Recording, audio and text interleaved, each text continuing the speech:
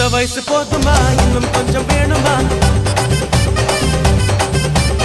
இந்த வயசு போதுமா இன்னும் கொஞ்சம் வேணுமா அப்படி போட போட